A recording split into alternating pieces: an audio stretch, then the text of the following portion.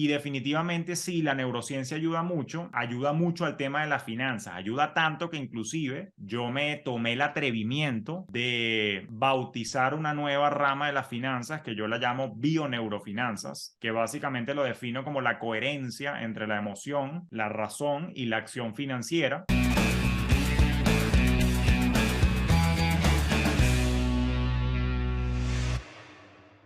Y con eso le damos la bienvenida a el gran Julio Cañas, quien es conferencista, asesor y educador financiero, además de ser el CEO de Fintel Hub y host también del podcast Despierta tus finanzas. Julio, bienvenido a Pasemos el Rato. ¿Cómo va todo? Bien, todo bien. Gusto estar acá en contacto contigo y bueno, tener una segunda oportunidad de conversar un rato también de nuevo. Claramente. Pues Julio, quise volver a invitarte acá al programa porque desde hace mucho tiempo quería preguntarte, en tu opinión, si uno tiene $1 millón, pero no tiene ingresos mensuales, ¿está quebrado? Interesante esa pregunta. Fíjate, técnicamente no estás quebrado asumiendo, porque me dijiste que tengo el $1.000.000, pero que es un activo, pero no me dijiste si tengo pasivos. Entonces, si tienes Estás bien. pasivos, O sea, literalmente esto es lo solamente que tienes. tienes Perfecto. $1 millón sin deudas, nada, $1 millón. Sin deuda. Perfecto. No estás quebrado, porque naturalmente tienes un patrimonio positivo. Lo que tienes es que ser muy astuto y audaz en poner ese capital a trabajar porque evidentemente si te lo empiezas a comer y más que todo con el costo de vida que tenemos hoy en día a la fecha de esta grabación a nivel mundial, no te creas, $1 millón si te vuelves loco no dura mucho. No es fácil, o sea, se va más rápido de lo que probablemente lo pudiste haber producido. Pero ciertamente lo tienes que poner a trabajar, pero fíjate qué interesante, no estás quebrado, pero sí estás apretado. ¿Cómo es eso? Bueno, porque por ejemplo, si tú lo pones a trabajar de manera conservadora, ¿ok? Y en mi área, que es el mercado de capitales, y conservadoramente te pones a que eso te rinda muy conservador, 6% al año, 6% de 1 millón te da 60.000, ¿ok? Al año. Y digamos que tú quieres vivir pasivamente de los 60.000. Si tú divides 60.000 entre 12 meses, estamos hablando que tienes un salario de 5.000. Yo vivo en Miami, con $5.000 en Miami, yo casado con 3 hijos y una perra, estoy bien apretadito, o sea, no estoy holgado. Entonces, antes, y qué bueno que esa pregunta que me hiciste, porque quizás hace 10, 15 años, 20 años, decir eres millonario y tener $1 millón era mucho dinero, pero al costo de vida actual, la libertad financiera es más allá de $1 millón, probablemente ya sea el triple. Y saca la cuenta, si yo tengo $3 millones y lo multiplico por un 6%, bueno, ahí la matemática ya es otra, ya estamos hablando de un ingreso anual de $180.000, que son 15.000 al mes. Yo estoy hablando de costo de vida en Miami. Tú Ujú. estás en el otro lado del mundo donde tampoco es nada barato vivir donde vives allí. $3 millones probablemente es el millón de hace 20 años. Entonces, esto es interesante que arranquemos la conversación ahí, porque eso te empieza a dar perspectiva de cuánto deberías tú empezar a apuntar, a acumular de patrimonio neto, sin deudas, justamente para poder decir, efectivamente soy libre. Repito, con $1 millón hoy, al 6%, $5.000 mensuales, ok, me da para, a mí, te hablo claro con mis números, a mí me da para pagar alquiler nada más. Entonces, claro, de repente me escucha alguien en Argentina y me dice, no, che, pero eso es mucha guita. O alguien de repente en Chile vive como un rey. Pero es que es relativo a donde vivas, pero de cualquier manera, asumiendo que te quieres ir de Latinoamérica, probablemente no sea tanto dinero como parece, pero tampoco es imposible acumularlo, que es lo importante. Es que te hice esa pregunta porque yo he reflexionado muchísimo a través de los meses y desde que terminé el curso contigo, que fui, bueno, hace ya un par de años, porque yo he Sí, sido este tipo de persona que ha hecho dinero justamente a partir de cash outs y inversiones y que en términos claro, generales como que he vivido de esta manera de, bueno, tengo como, me gané una lotería y estoy holgado por un tiempo y luego de repente vuelvo y digo, pero ¿cómo es posible? O de pronto llega alguien y me dice, un familiar o algo, como, oiga, usted me parece un poco irresponsable que esté comprando esta cosa, pero yo llego miro mi cuenta y yo digo, oiga, yo soy capaz de comprar cualquiera de estas cosas, o sea, digamos, un lujo, lo que tú quieres claro, decir, 3 días de sí, sí, vacaciones en el Four Seasons, un tiquete en primera en Emirates, cualquier cosa, como que el dinero está, no tengo deudas, claro. y entonces yo digo, bueno, yo podría comprar estas cosas. Pero a medida que empieza a pasar un poco el tiempo, entonces uno empieza a darse cuenta de esa realidad que es la que tú estás diciendo, que estoy apretado. Y viene la duda, ¿pero por qué estoy apretado? Y más allá de esta explicación que tú nos diste, me puse a pensar en una definición que es, o bueno, más bien tengo otra pregunta. ¿Existen realmente los ahorros? Porque lo que yo veo es que solamente existe flujo de caja, ¿verdad? En este caso, por eso te pregunté. Tienes un Claro, millón de dólares, pero no tienes ingresos en absoluto. Realmente, si uno no está ganando nada, eventualmente va a terminar en bancarrota, a menos que se muera correcto. antes de que se le acabe la plata. Entonces, no sé Exacto. qué opines si efectivamente esa frase que acabo de decir, digamos, es acertada, como solamente existe flujo de caja. Sí, o sea, no, ahorros existe porque tú puedes tener esa reserva, o sea, ese millón que es tu patrimonio puede ser tu reserva, pero me gusta lo que estás planteando porque yo sí estoy de acuerdo con la idea que no basta, no estoy diciendo que no es importante, pero escucha bien, no basta con el ahorro, lo importante y más clave es también tener flujo de caja, porque fíjate una cosa, tú puedes no tener ahorros, pero si tú tienes un flujo de caja constante, subsistes sin tener el ahorro. La idea es que lo tengas, no estoy diciendo que no lo Ujú. tengas, pero con el flujo de caja subsistes, pero ahorro sin flujo de caja te comes el ahorro y es cuestión de años, dependiendo del ritmo de vida que estés llevando, en el que te quedas, digamos, como dicen en mi tierra en Venezuela, te quedas pelando, mamando, sin dinero, y ahí es donde empieza el problema. Entonces, sí, el ahorro existe, pero no podemos quedarnos tranquilos como que listo, ya tengo el millón o los 3 millones y ya no hago más nada, más nunca en mi vida. No, porque el costo de vida sigue creciendo. Por ejemplo, supongamos que tú tienes ya el millón y puede que tú vivas en Latinoamérica y tú me digas, no, Julio, estás loco. Yo sé que tú estás hablando de números de Emiratos y de números de Estados Unidos, que es caro, pero ¿sabes qué? Yo vivo en Cozumel y yo de verdad que con $5,000 en Cozumel o de repente el que quiera aguantarse en Costa Rica vive bien, vive muy bien y no voy a negarlo, capaz con $5,000 en Costa Rica vives muy bien, pero ya va, el costo de vida en Costa Rica también va subiendo en el tiempo por factor inflación y $5,000 hoy vives bien, pero probablemente dentro de 5 años esos 5,000 necesitas 7,000.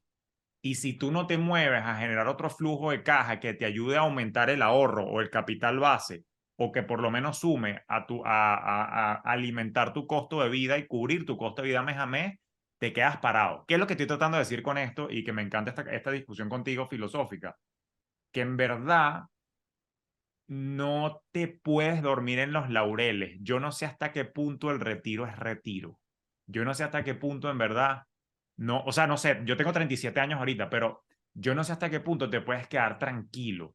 De repente, ya va, voy, de repente te puedes quedar tranquilo, no teniendo 3 millones acumulados, pero sí de repente el doble, pero manteniendo tu costo de vida tal que no consuma completo los intereses o dividendos que te reditúa el portafolio, sino que vives con la mitad y dejas que entonces el interés compuesto de tu portafolio haga que siga creciendo y con eso cubres el costo de inflación. ¿Me estoy explicando? O sea, Sí, básicamente como que, bueno, ok, chévere. Es como que si tuvieras el millón y lo pones a trabajar al 6%, que son 60,000, no vivas con un estilo de 60, sino con un estilo de 30, tal que los 30 adicionales los dejes en el portafolio y el efecto compuesto te ayude a mantener la inflación en el tiempo. Matemáticamente eso sí haría sentido como para que no tengas que hacer nada adicional. Pero si te quieres comer absolutamente todo lo que te reditúa el portafolio, que en este caso el ejemplo es 60,000, te va a tocar hacer algo porque el costo de vida va a subir y tienes que incrementar el capital base que trabaje para ti. Entonces, fíjate que hay que tomar una decisión estratégica de no comerme todo el rendimiento del portafolio, sino un pedazo para que el efecto compuesto me ayude o crear una fuente de ingreso que en el tiempo sea semipasiva o pasiva que me ayude a sopesar eso, pero dentro de todo hay que planificarse bien porque a muchos le pasa ese análisis que estás diciendo tú, que coño, pero si yo tanto que trabajé para acumular esto y ahora veo que me alcanza cada vez menos, coño, porque no sacaste la cuenta ni la matemática más o menos ajustada como suceden las cosas. Entonces, es una muy buena reflexión esa. muchas cosas interesantes que mencionas y por eso es que a mí me encanta traerte al programa porque tu filosofía, que valga la redundancia, con respecto a las finanzas es también filosófica, ¿verdad? Porque es también una cosa humana, las finanzas personales no es algo que es Correcto. solamente matemático, porque cuando nos enfrentamos a ellas de esa manera, llegan preguntas tan básicas como, oiga, yo llevo, no sé, 50 años trabajando, 40 años trabajando, 30 años trabajando, y lo máximo que he hecho es pegarme unas vacaciones a Cartagena, o de pronto en el caso de los Ajá. venezolanos, no sé, ir a Los Roques o a Bariloche, para los argentinos, etcétera. Es el momento de darme mi gusto, irme para Tailandia, ¿verdad? Porque a fin de cuentas no me va a llevar la plata a la tumba. Entonces, este Así es. esquema que tú tienes, que es de darle un poco más de humanidad a las finanzas personales, me parece clave. Y ahorita mencionaste una cosa que quiero resaltar y es, creo que las personas subestimamos también otro tema y es hasta qué punto podemos llegar a ser productivos, ¿verdad? La gente Correcto. cree, ok, yo mientras tanto sigo trabajando de abogado para X empresa o de médico para la clínica de no sé qué cosas, o tengo un cargo importantísimo en una agencia de publicidad y uno no cae en cuenta que de pronto el día de mañana sale un programa de inteligencia artificial que le quita el empleo, uno tiene un accidente, uno pues simplemente se envejece y ya también no es igual de productivo. ¿Cuál es como tu consejo para que despertemos en este aspecto y manejemos mejor nuestras finanzas, sabiendo que no siempre o no necesariamente vamos a ser tan productivos como lo podemos ser en estos momentos? Me encanta esa pregunta y es profunda. Fíjate que ahí tiene que haber un despertar de la conciencia financiera de las personas por lo que tú dices. Yo no siempre voy a tener la misma capacidad productiva porque para empezar, supongamos que no pasa ningún accidente ni nada por el estilo, pero el mismo envejecimiento y deterioro del cuerpo, las neuronas no son las mismas. Yo tengo amigos que me llevan 30 años, mayores que yo, y ellos me lo explican. Me dicen, Julio, ya yo no tengo la capacidad de aprendizaje que yo tenía a tus 37, a la edad que tienes tú ahorita. O sea, a mí ya me cuesta sentarme con un libro a entender algo, o sea, porque bueno, hay un deterioro. Eso se puede trabajar también. No, no me voy a meter por ese ramo ahorita en la discusión, pero evidentemente desde jóvenes podemos, a través de la alimentación, a través del ejercicio, podemos fomentar la neuroplasticidad de manera que el cerebro no envejezca tanto. Eh, pero bueno, eso es una advertencia que quiero hacer a los que estamos jóvenes todavía. Tratemos de mantener la frescura cerebral, ¿no? Pero más allá de eso, hay que entender que de cualquier manera la biología te va a pasar factura. Entonces, ¿dónde está el llamado ahí al despertar? El llamado está en que uno tiene que, en su etapa productiva, tratar de crear esas otras fuentes de ingresos que no dependan de mis horas, de mis manos, de mi talento. Hay muchas rutas, ¿no? Básicamente se trata de ir acumulando activos productivos. Por ejemplo, tú podrías comprar un inmueble y alquilarlo y en tu vejez, bueno, lo único que tienes que hacer es seguir alquilando ese inmueble adicional. Eso para la parte de real estate. Para la parte de la bolsa de valores y mercado de capitales, tú podrías ir acumulando un portafolio de inversión tal que lo trabajes y del rendimiento anual eso te vaya generando un ingreso. O, que es una cosa que estoy haciendo yo y que lo están haciendo las nuevas generaciones, yo podría crear mucho contenido, subir el podcast, dejar también videos en YouTube y si mi contenido es eterno, que en mi caso lo es porque finanzas y los principios financieros son eternos, bueno, probablemente a la vuelta de 10, 15 años yo estaré un poquito más arrugado y con más canas, pero los videos tal como me veo hoy en día se siguen reproduciendo y por publicidad me siguen dando dinero. Entonces hay muchas maneras de apostar al futuro, pero hay que construir esos activos. Y eso implica mucha estrategia y mucho presupuesto y conciencia, porque ¿qué es lo que ocurre? ¿Cuál es el problema que yo más veo, chamo? Que cuando tú estás produciendo mucha plata, veo que te quieres utilizar todo el dinero en darte la gran vida ahorita. Y tú bien sabes que yo soy balanceado. Yo no estoy diciendo que no vayas a restaurantes, porque yo trabajo con la expansión. Yo no estoy diciendo que no viajes, yo no estoy diciendo que no vayas a Bariloche, yo no estoy diciendo que te escapes para Doha un rato, yo no estoy diciendo que no vayas a Tailandia, que no vayas a Japón, que no vayas a Los Roques. Yo no digo eso, pero no te puedes ir todos los fines de semana a Los Roques, porque entonces, aunque te lo puedas costear, probablemente no estés construyendo otros activos. Coño, vete a Los Roques una vez al mes y los otros 3 fines de semana, bueno, haz algo más razonable, pero que te permita hacer plata para construir activos productivos y al mismo tiempo disfrutar la vida. Por eso es que yo creo no en la restricción, sino en desatar nuestro potencial para producir más dinero para que puedas disfrutar hoy y mañana. Pero no es que nada más mañana a expensas del sacrificio de hoy. A mí me fastidia esa filosofía restrictiva. No, no, pana, haz plata y vive bien hoy, anda para tu restaurante hoy, pero coño, produce también para que puedas comprar ese apartamento y alquilarlo o meterlo en Airbnb, que puedas acumular tu portafolio. Y para los que somos creadores de contenido, coño, dedica tiempo a creación de contenido que sea eterno, crea tus cursos, cosas que se puedan vender después con funnels, etcétera, etcétera. Entonces, desde esa perspectiva, no tenemos por qué tener una existencia tan sacrificada, pero también hay que entender que hay que hacer un trabajo en la etapa productiva para construir esos activos que te ayuden más adelante. Entonces, hay que saber aprovechar ese momento. Ahora, esto no es un llamado a que, coño, Julio, me está escuchando de repente alguien de 60 años y me dice, o sea, que ya me jodí.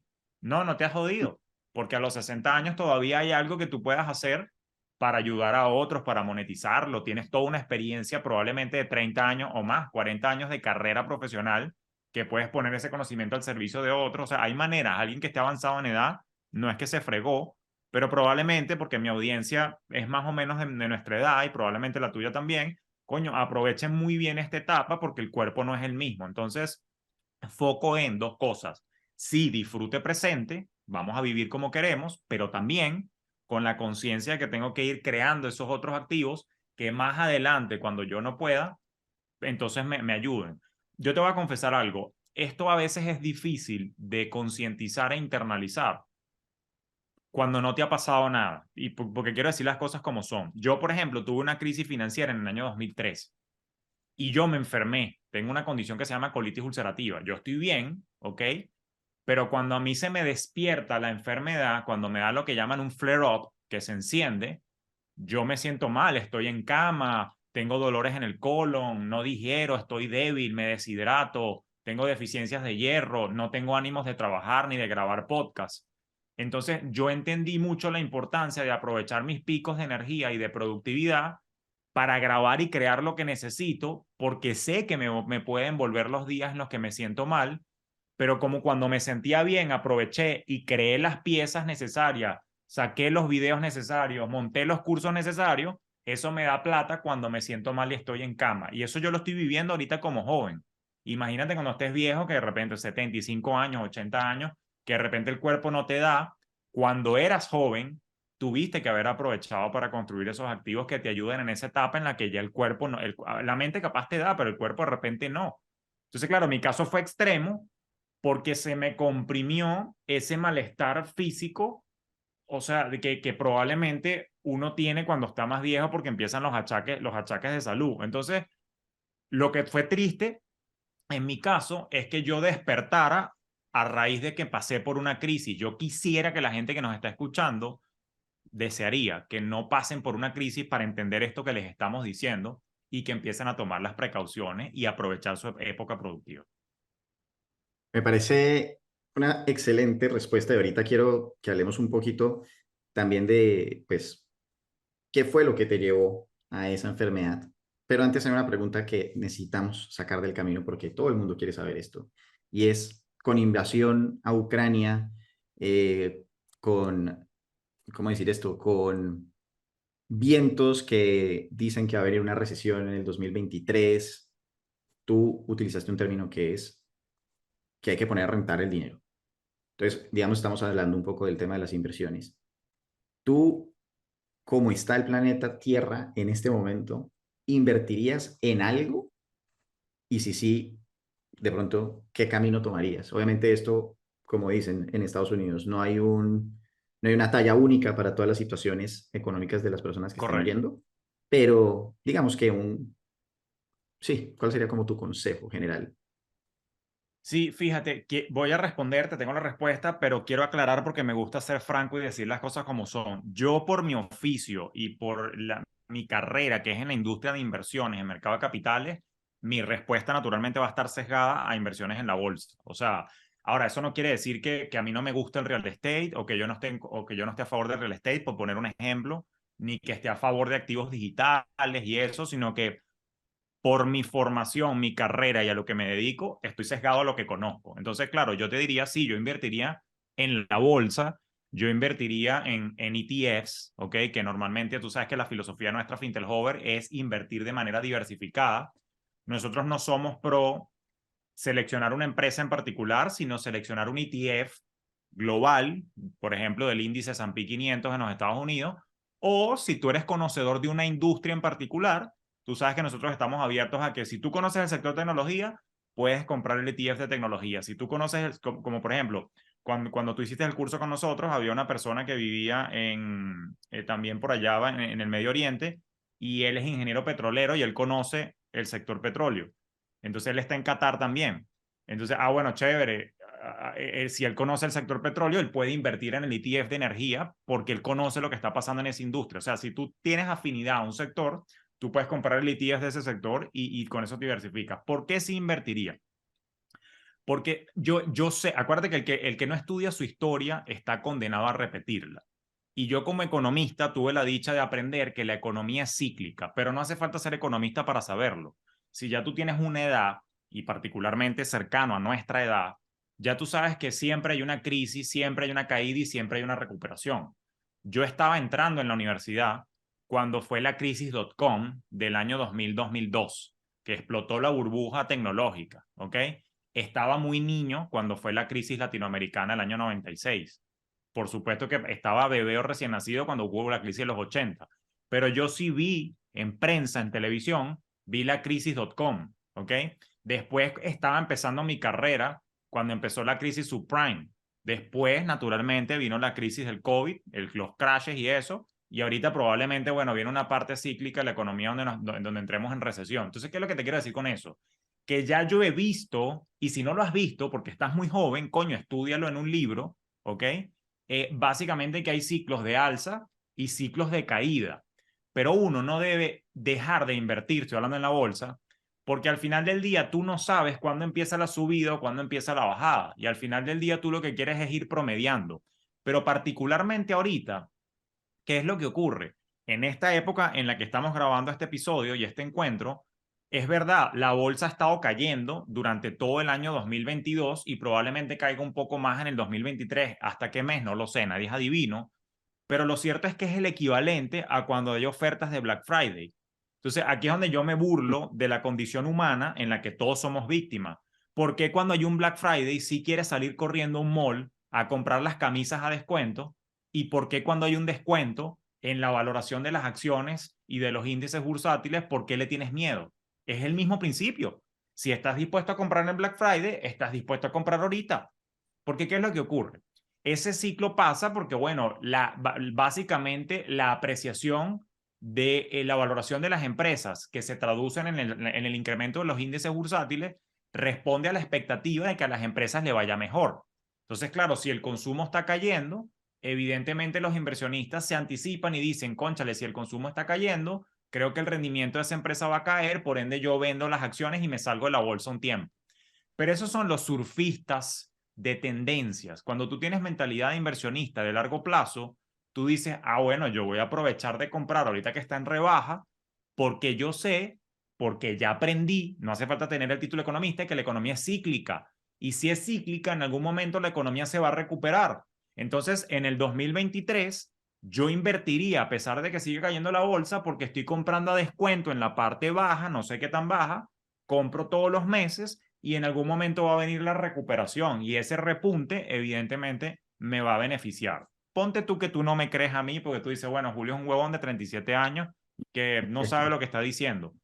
Pero eso es lo que ha hecho Warren Buffett toda la vida y tiene 90 y pico de años. Él espera pacientemente, va invirtiendo en el tiempo y cuando hay caída, fíjate que la gente se burlaba mucho de Warren Buffett porque tenía 3 años, a la fecha de esta grabación, Warren Buffett tenía 3 años acumulando cash efectivo. Claro, él es multimillonario, ¿ok? Billonario y tiene mucha plata, pero gran parte de la plata él la estaba guardando en cash y la gente decía, qué estúpido, ¿por qué no le mete plata a la criptomoneda? ¿Por qué no le mete plata a tal cosa? ¿Por qué no hace tal o cual cosa? Oye, sí, ya no, ya él está fuera de moda, ya está senil, ya él no sabe lo que está haciendo. No, huevones, los que no saben lo que están haciendo son ustedes y yo. Él sabía lo que iba a pasar. Él sabía, porque lee la economía, lee los análisis, él sabía que íbamos a entrar en la parte baja del ciclo y ahora con el efectivo que tiene, él empieza a comprar y se surfea luego el alza, pero bellísimo. Entonces, bueno, no me hagas caso a mí, ve lo que hace él, que ya es billonario. Entonces, lo que te quiero decir es que tenemos que perderle el miedo a las caídas de los ciclos.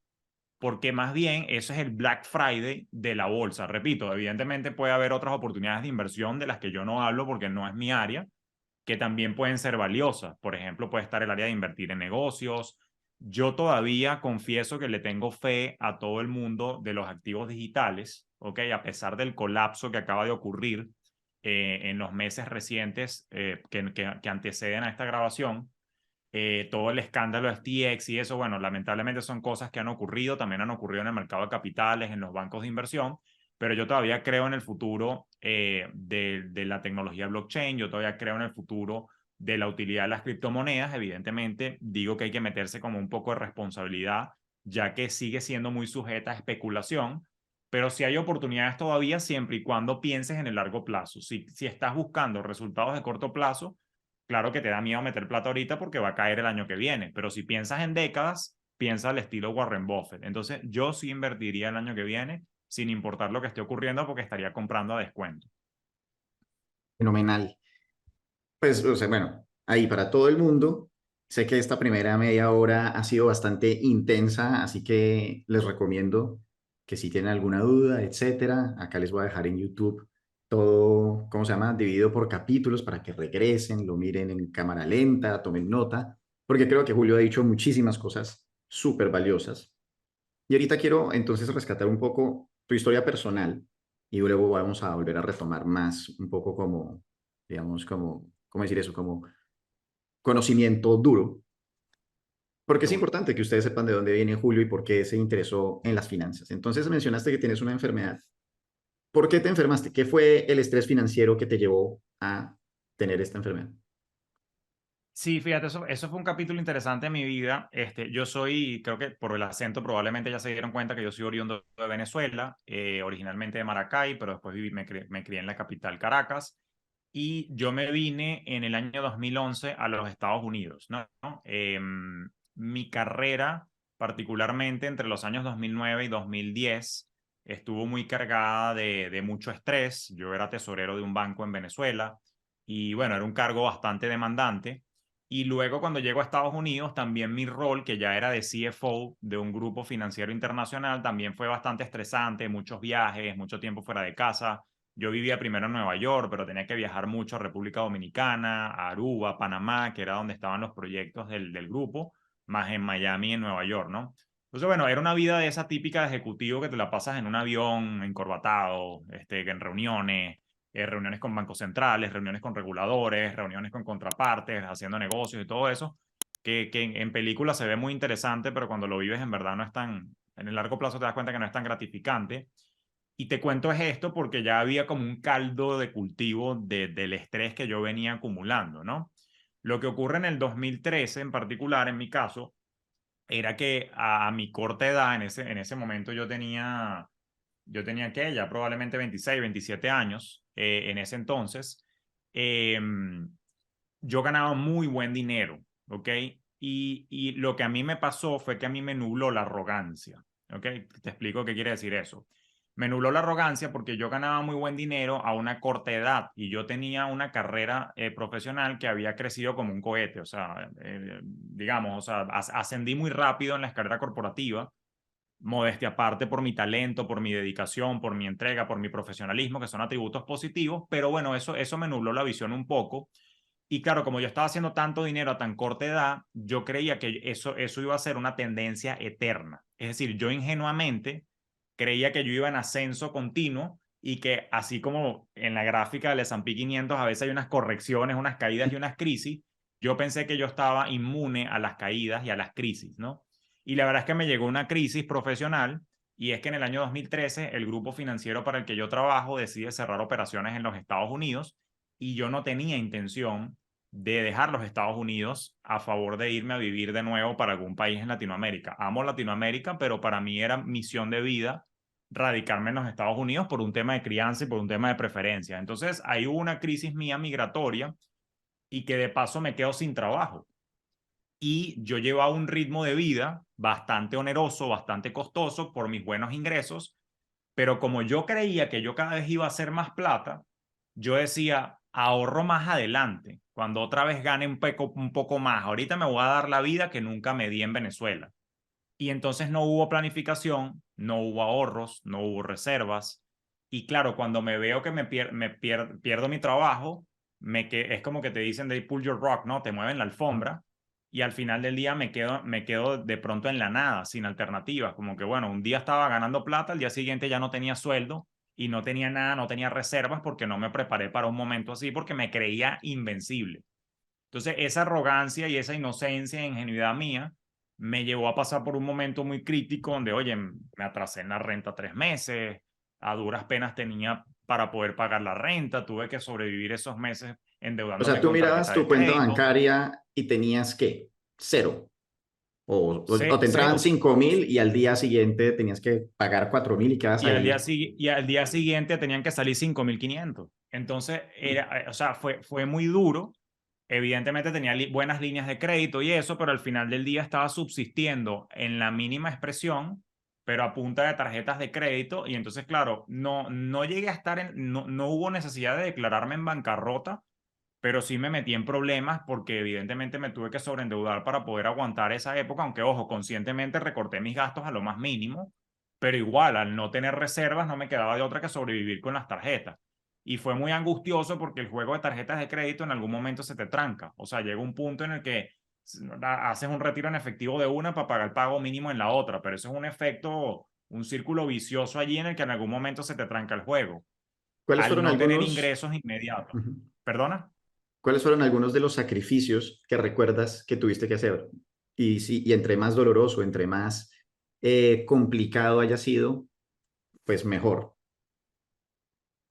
Sí, fíjate una cosa que, o sea, hubo una época, hubo unos meses tan rudos del 2014 que inclusive yo cuando hacía mercado, chamo, yo comía una vez al día para que mis hijos comieran tranquilamente tres veces al día y no tener que hacer mercado tan frecuente. O sea, a ese nivel llegamos.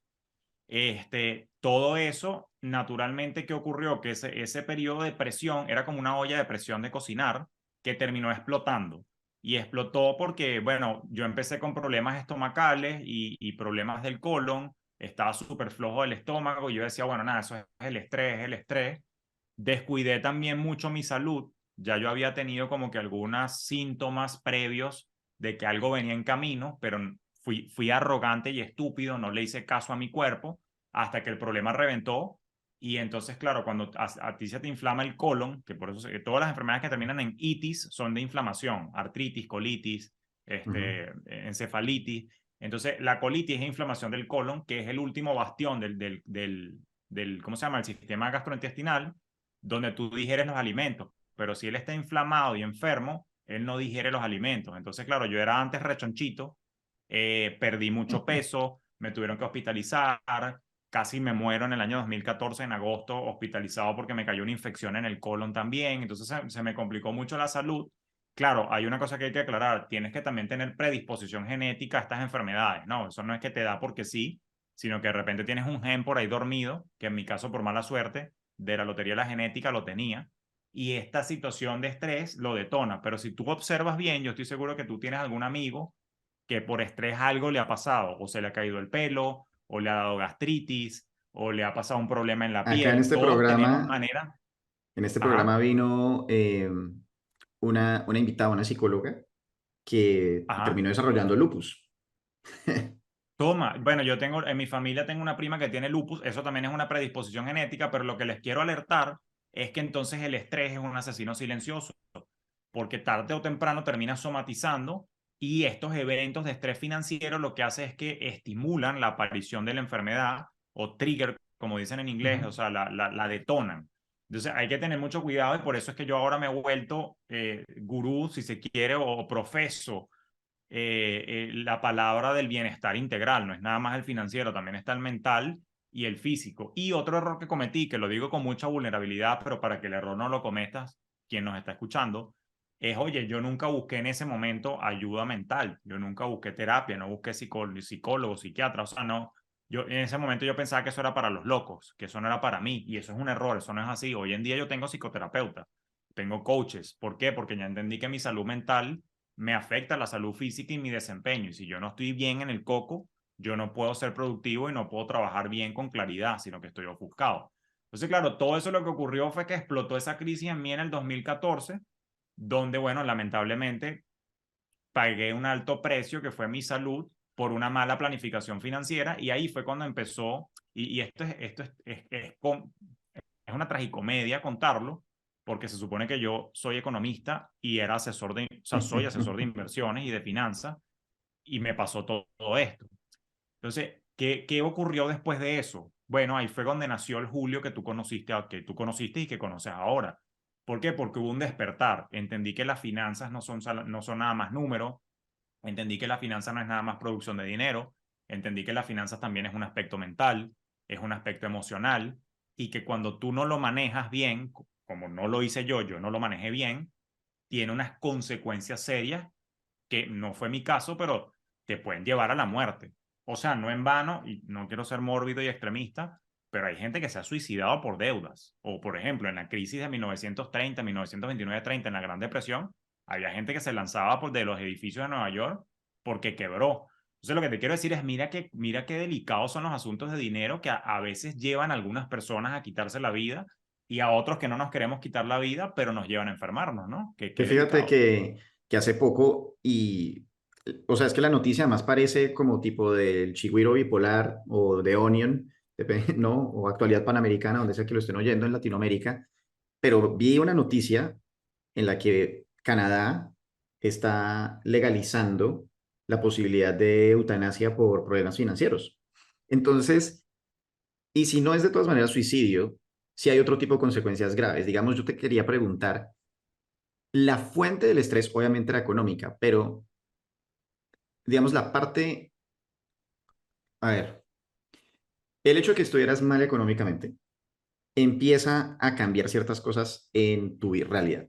Entonces, por ejemplo, no sé, tu esposa, por ejemplo, estaba eh, tremendamente molesta contigo y parte del estrés era, puta, mi esposa se va a divorciar de mí, o era el tema reputacional que decías, ¿cómo es posible que yo, que soy este financiero, crack, etcétera, esté en esta situación? O era, no puedo ver a mis hijos verme en esta situación. ¿Cuál era como la parte personal que te Qué causaba bonita ese pregunta. estrés?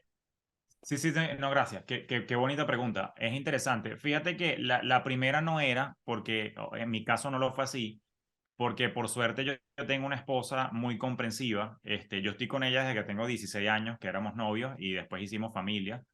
Y ella me ha acompañado en todas mis etapas de crecimiento y desde esa perspectiva no hubo un reproche de ella. Más bien ella se sentía copartícipe de las decisiones y estuvimos donde estuvimos, porque ella me pudo haber dicho, Julio, no gastes tantos, ahorremos más. O sea, ella me pudo haber puesto un parado o se pudo haber generado un problema alrededor de eso. El tema es que ella y yo venimos más o menos de la misma clase social en Venezuela, que es una clase media alta, deteriorada por el chavismo. Y entonces, claro, cuando nos mudamos a Estados Unidos, que estábamos ganando bien, los dos nos estábamos dando las oportunidades que no tuvimos en Venezuela de salir a comer bien, viajar bien, tener buena ropa, tener carteras de marca. ¿Sí me explico? O sea, veníamos como Claro. reprimidos de Venezuela y juntos nos volvimos loquitos comprando y haciendo lo que no pudimos hacer en Venezuela porque la situación no nos los permitió. Entonces, dicho eso, esa parte no hubo ningún problema y bueno, seguimos juntos hoy en día y naturalmente sobrellevamos la situación juntos.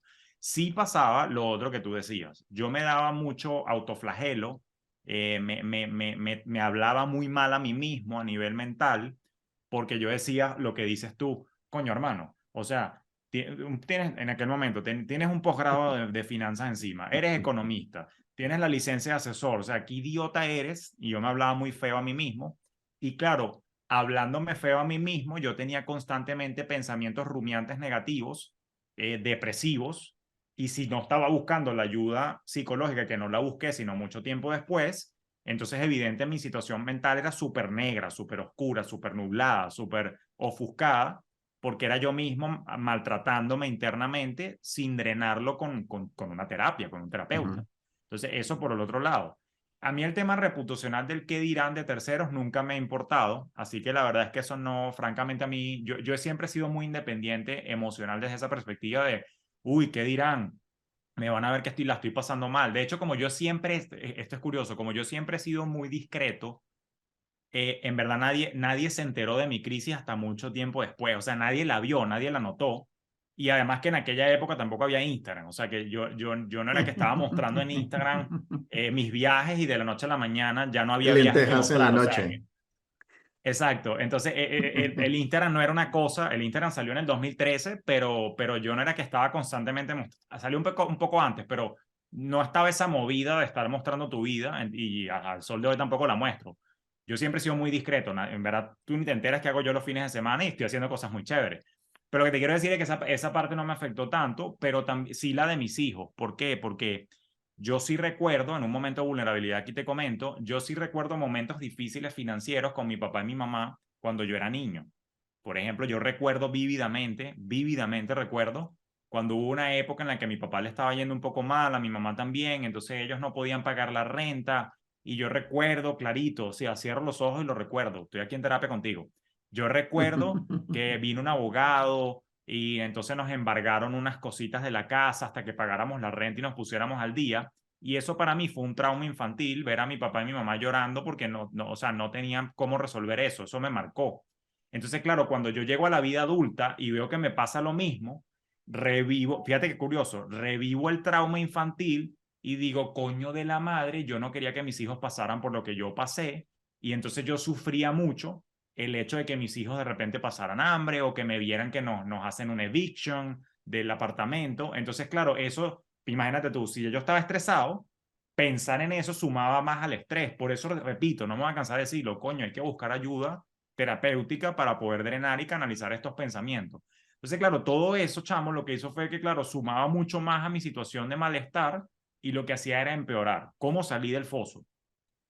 Bueno, ciertamente mucho después, debo confesar, que yo busqué ayuda fue mucho después, desde la perspectiva que me fui a terapia después, pero durante el 2014 y 2015 lo que hice fue que me aboqué mucho a la lectura y empecé a estudiar mucho más el tema del cerebro, la mente, la meditación y este tipo de cosas. Y hoy en día mi terapeuta me felicita porque me dice, coño, estudiaste tanto que lograste la manera de tú darte autoterapia, que no es lo recomendable, pero tú lo lograste de alguna manera y al menos te saliste de la depresión tú solo de tu situación y empecé a echar para adelante, me saqué la licencia de corredor de seguros que era la que me faltaba, eché adelante mi empresa consultora, empecé a dar charlas en Miami de finanzas, empecé a dar clases y bueno, poco a poco eso fue la génesis del Julio que tú conoces hoy en día, que ahora tiene Fintel Hub, que ahora tiene su otra empresa consultora, que ahora es conferencista. Pero claro, hubo que pasar por esa época oscura, pero lo que no recomiendo es vivirla como la viví yo. Yo la viví de manera aislada, en soledad. Debí haber buscado la ayuda desde el inicio y esos 2 años y medio difíciles que me tocaron vivir, capaz lo hubiese convertido en un año o menos si hubiese buscado la ayuda y la guía adecuada. Eso es un error que no quiero que cometan los demás. Pero sí es posible salir de allí y naturalmente eso me dio ahora otra perspectiva de cómo veo el mundo, cómo veo la vida, cómo veo las finanzas, cómo veo las inversiones y ahora tengo mucha más claridad y mucha más intencionalidad. Debo decir que por más raro que suene, bueno, sí, siento gratitud por haber pasado por esa crisis porque si no, no estaría donde estoy hoy, pero quisiera creer que hay una manera menos sufrida de cambiar tu parecer y cambiar la manera de ver el mundo para que no te tengas que dar golpes tan duros. Quiero creer, pero a veces siento que el humano tiene que darse un golpe para que se pueda despertar. ¿Qué libros recuerdas particularmente de los que leíste en ese momento que te sirvieron muchísimo? O sea, tampoco me enumeres 90, pero de pronto dos o tres que... Sí, sí, cómo no. Hay uno en particular que lo sigo recomendando, aquí lo tengo. Es el de Piense y hágase rico de Napoleon Hill, ¿no? Es un libro que yo recomiendo leer varias veces, por lo menos una vez al año, porque él tiene como varios capítulos y en las historias que relata distintos principios de cómo conectar con la abundancia y el progreso. Y es probable que, bueno, cuando lo leí por primera vez, 2 o 3 principios hicieron clic conmigo y me ayudaron a echar para adelante.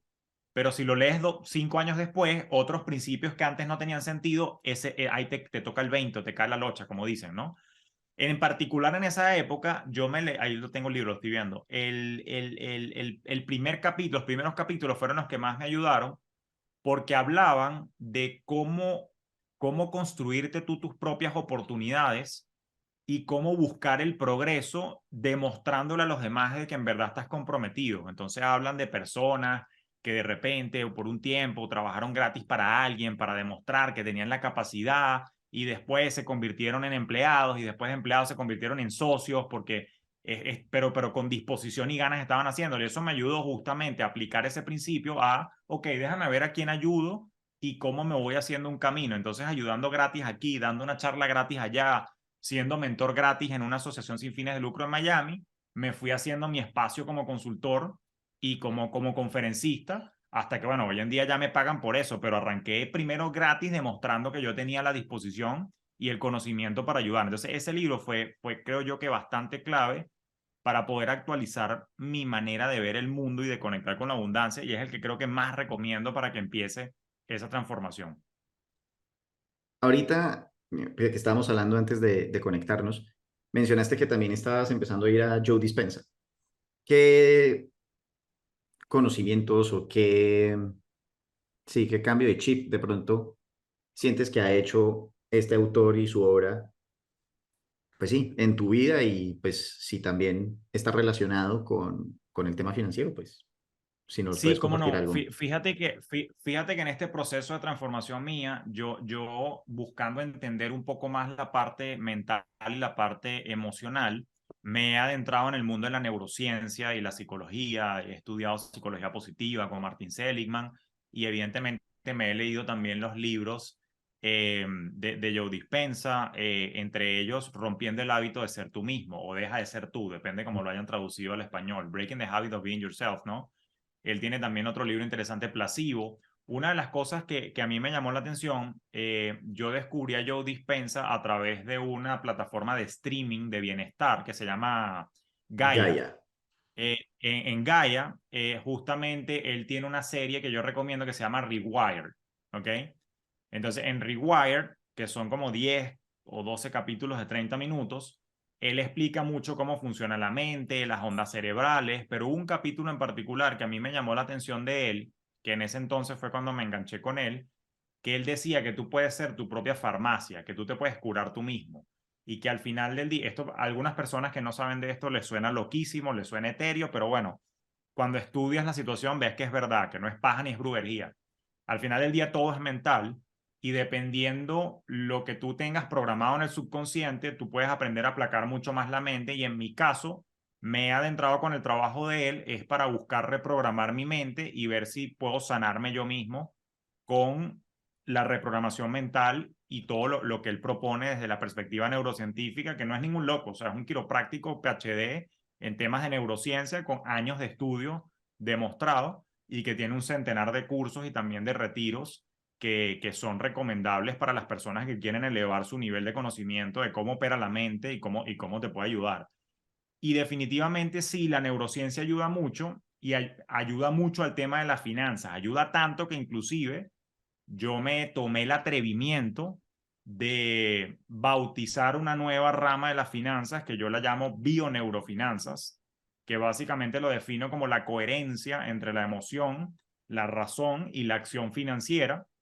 Y las bioneurofinanzas es una disciplina que yo estoy ahorita desarrollando que básicamente responde a un cóctel intelectual. O sea, tiene psicología positiva, programación neurolingüística, coaching ontológico, un poco de neurociencias y evidentemente inspirado por todos estos autores y mentores digitales que tengo que me han permitido entonces ahora mostrar las finanzas con un aspecto un poco más humano que lo hace mucho más digerible y bueno, gracias a Dios mi mensaje a través de mi podcast, a través de mi cuenta de Instagram y otras plataformas, el mensaje ha calado y gustado porque dice, oye, qué chévere ver las finanzas desde ese ángulo más sencillo y más humano.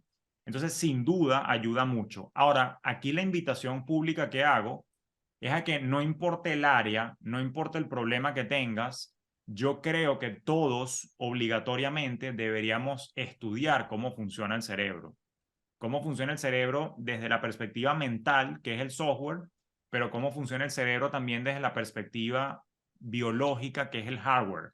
Entender un poquito los temas de los neurotransmisores, entender qué alimentos oxigenan o ayudan más a la actividad cerebral, cómo mantener viva la neuroplasticidad, ejercicios de mantener fresco el cerebro, de forma tal de que, porque es una máquina superpoderosa y todo viene de allí. O sea, no en vano dicen que el 80% del éxito viene del cerebro, de la mente. Yo sí quisiera invitar a que todos entendamos eso, porque naturalmente eso te ayuda para muchos ámbitos de tu vida, no nada más las finanzas, de repente también con relaciones interpersonales, relaciones profesionales, dominar tus miedos, dominar el síndrome del impostor, muchas cosas que pasan por la cabeza que hacen que nuestro mundo interno sea complejo y que a veces nos limitan a mostrar nuestra verdadera potencial. Entonces, yo sí creo que es importante, sin importar a lo que te dediques, entiende tu mente, entiende tu cerebro, porque eso te va a ayudar a saber. Por ejemplo, voy con un ejemplo concreto. Cada quien tiene un biorritmo y cada quien tiene su pico de productividad en el día. Eso, tu cerebro hay un momento en el día en el que funciona mejor. Eso es tan básico y parece tan tonto, pero es tan clave. Entonces, por ejemplo, yo soy una persona matutina, mis picos de productividad son en las mañanas, pero yo después de las 9 de la noche no sirvo para nada. O sea, no puedo leer, no puedo redactar. Hay personas que son búhos nocturnos, hay personas que son más productivas y diseñan, escriben, hacen trabajos de noche. Entonces, conocer tu cerebro y tu propia biología es muy importante porque entonces ya tú sabes cuándo puedes aprovechar ese shot de productividad que pudieras estar teniendo. Eso es el ejemplo más básico que te puedo traer ahorita. Pero hay muchas otras cosas, o sea, de repente también saber surfearte tus estados anímicos, tratar de que cuando estás muy motivado, bueno, tratar de ser lo más productivo posible, porque de repente hay picos donde de repente no estás tan motivado o inspirado, pero tienes que conocer tus propios ritmos biológicos y cómo funciona tu propia mente y actualizarla para poder sacar lo mejor de ti y eso va a tener resultados financieros como consecuencia, para bien o para mal. Entonces es importante tocar la parte mental para poder tratar de maximizar tu productividad y tus oportunidades de generación de dinero también. Esto es lo que a mí me encanta nuevamente de Julio y en verdad los invito a que sigan a Julio en Julio Finance, ¿verdad? Arroba Julio Finance en Instagram, y obviamente su podcast en el que habla en detalle de muchísimos temas. Y pásense, por ejemplo, en Fintelhop, si la gente quiere saber de Fintelhop y tus programas, ¿a dónde pueden ir? Sí, directamente en la página de Fintelhub, www.fintelhub.com, y hay una sección justamente de programas donde nosotros explicamos la oferta que tenemos para finanzas personales y finanzas de negocio, y entre ellos sigue vigente el modelo de mentoría que tú cursaste con nosotros hace un par de años. Está todavía allí, ahorita ha evolucionado, porque ahora es con carácter más comunitario. Tienes los programas, tienes sesiones de coaching con nosotros, está bien chévere y eso lo estamos siempre lanzando todos los meses. Así que para mantener esa sintonía de lo que estamos haciendo, bueno, basta con visitar finteljo.com o seguirme en todas las plataformas y redes sociales donde estoy como Julio Finance para que sepan qué es lo que está vigente y qué estamos haciendo para impulsar tu crecimiento y tu bienestar en tus propios términos. Bueno, todavía igual no nos vamos a ir, solamente quería eh, hacer esta pequeña pausa o este pequeño comercial, si quieren ponerle de esa manera, porque yo también tengo mi comercial. Y es que si les ha gustado el podcast, suscríbanse, prendan la campanita para saber cuándo hay un nuevo contenido en el canal y sean los primeros en saber eh, el nuevo episodio y el nuevo invitado que tengo para ustedes cada semana. Ahora vamos con algunas preguntas del público porque les prometí nuevamente que vamos a tener un poco más de conocimiento también puro y duro. Y acá tengo, ¿cuál es tu sistema favorito para manejar las finanzas familiares? Por ejemplo, ¿cuál usas tú si nos quieres compartir? Y esto hace referencia a que, bueno, no sé, el esposo gana tanto, la esposa gana tanto. ¿Cómo se dividen, por ejemplo, los pagos de las cosas? Si tienen tres cuentas, una cada uno y una en Ah, común, o si perfecto. tienen dos cada uno personales y una en común para lo que sea, para Correcto. que cada uno se pueda comprar Sí, una cartera, el otro un gusto, en fin. ¿Cómo haces esa división? no, me encanta la pregunta. Yo pocas veces soy tan arbitrario o tan dictador cuando doy una recomendación, porque yo creo en el libre albedrío y me gusta sugerir, pero acá sí soy bastante tajante en cómo sugiero yo que se lleve. Mira, cuando tú te casas o cuando tú haces vida en pareja, ¿ok? yo soy partidario de que eso es el mismo equivalente a tener un socio en un negocio, ¿ok? Y cuando tú tienes un negocio en sociedad, tú no llevas una partida secreta, tú no manejas el flujo de caja de la empresa a tu antojo y que tu socio no se entere, porque entonces eso genera problemas en la sociedad y hay una ruptura. Un matrimonio o hacer vida en pareja es una sociedad de vida. Entonces, yo creo que debe haber, lo que quiero decir con mi tema dictatorial es que debe haber total transparencia en la pareja con respecto a la gestión de la finanza. ¿Cómo la maneja Blue Finance? Bueno, en efecto, mi esposa y yo, cada uno tiene una cuenta bancaria individual, ¿ok? Pero a la cual mi esposa tiene total acceso y la puede ver. O sea, yo no estoy escondiendo nada de lo que está allí. Y tenemos también en el medio una cuenta conjunta, ¿ok? Donde ahí ponemos el dinero y donde ahí se corren los gastos básicos. Dentro de nuestra planificación y dentro de nuestro presupuesto, evidentemente, cada quien tiene unas partidas personales, pero que son públicas, o sea, son públicas, notorias y transparentes. Por ejemplo, creo yo que, y no es por estereotipar, pero creo que es lo común. La mujer quiere ir a la peluquería, la mujer quiere estar bonita, la mujer se quiere arreglar, la mujer quiere ir a la manicure, al pedicure, la mujer se quiere dar un masaje, quiere ir al yoga, quiere ir a pilates. O sea, no es un estereotipo, es una realidad. La mujer se cuida mucho físicamente. Bueno, eso está presupuestado. Bueno, tú tienes en tu cuenta tu dinero para que tú hagas esas cosas. El hombre, bueno, tiene gustos variopintos. A algunos les gustan los deportes y lo único que hace es ver fútbol los domingos. A otros les gusta jugar el golf. A mí no me gusta, pero hay otros que se escapan los sábados a la mañana a jugar golf. Yo tengo muchos amigos que lo hacen. A otros nos gusta montar bicicleta montañera y nos escapamos los fines de semana tempranito. Y mi gasto es mi bicicleta, mi codera, mi casco, mi cosa, mi desayuno después de montar bicicleta temprano. Entonces, cada quien tiene una partida porque yo creo que sí es importante a nivel de relación de pareja de tener tiempo propio, de autocuidado y de autoentretenimiento. O sea, está muy lindo compartir, hacer cosas juntos, pero yo creo que cada quien tiene sus actividades propias y hay que respetar la autonomía de que cada ser humano anhela después de todo. Entonces, cada quien tiene su cuenta, una cuenta en conjunto para la cobertura de los costos. Tengo una cuenta aparte, una cuarta cuenta, que es donde están las reservas, ¿ok? La cuenta que tenemos en conjunto es como la cuenta operativa, que tiene un mes de gasto siempre ahí depositado. Yo recomiendo tener 6 meses en las reservas, que tú sabes que en Fintech le llamamos colchón de tranquilidad. Los otros 5 meses de reserva yo los tengo en una cuenta que aquí en Estados Unidos se conoce como una cuenta de ahorros de alto rendimiento, una High Yield Savings Account.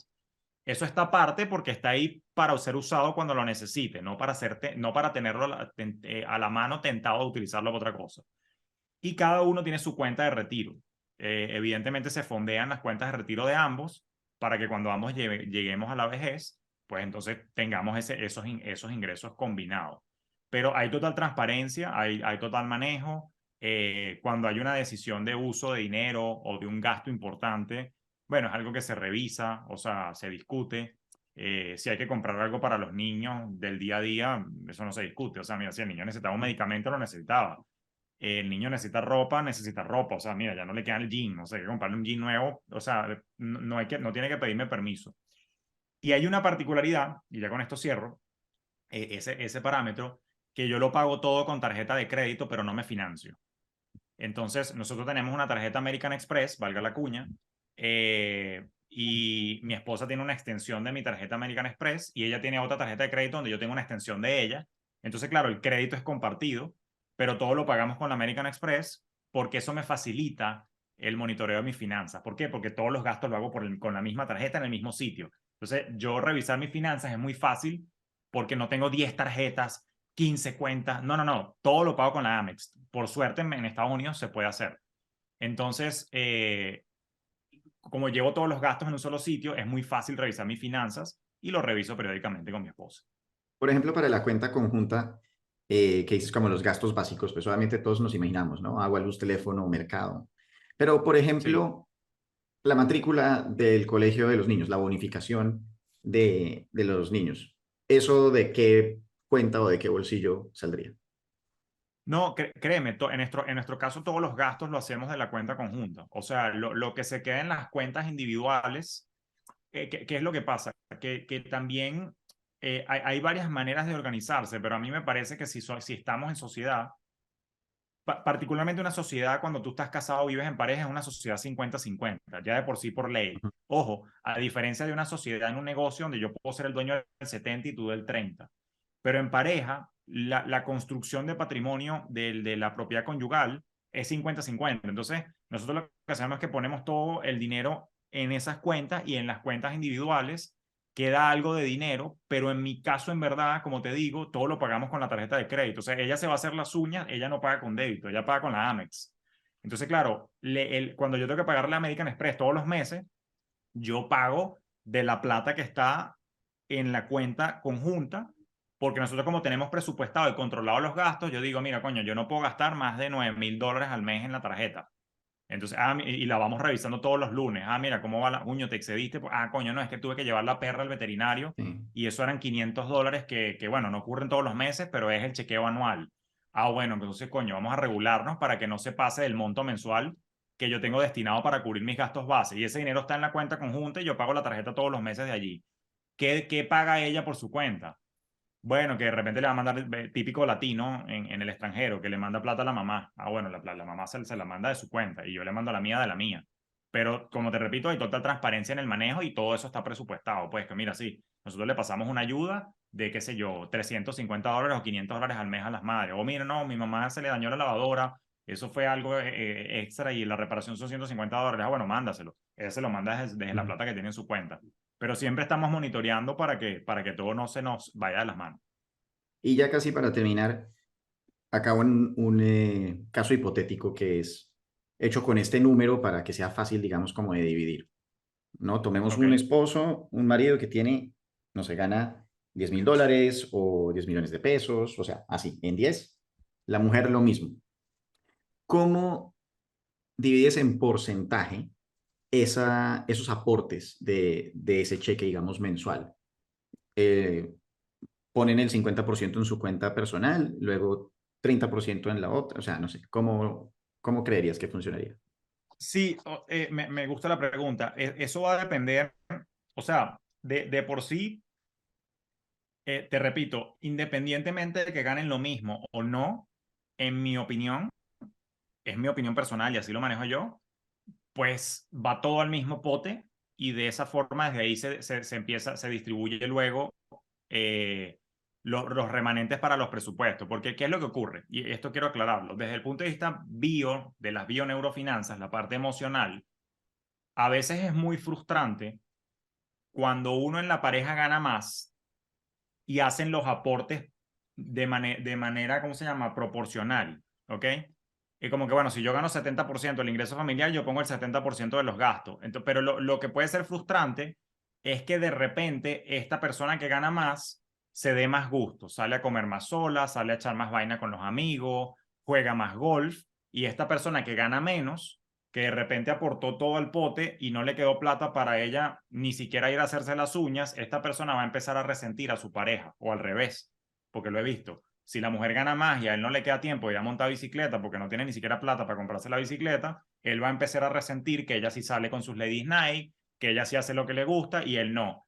Entonces, yo lo que creo es en la justicia de poner todo en el mismo sitio y presupuestemos para que todos estemos contentos y satisfechos. Por eso que te digo que esa es mi recomendación para que no hayan fricciones en el matrimonio por asuntos financieros. Entonces, proporcionalmente pongan todo y después distribuyen lo que está presupuestado para que cada quien cubra su apoyo a la familia, sus actividades personales, pero siempre cubriendo las necesidades básicas y también las de aporte a sus planes de retiro, que es importante que no dejen de lado eso.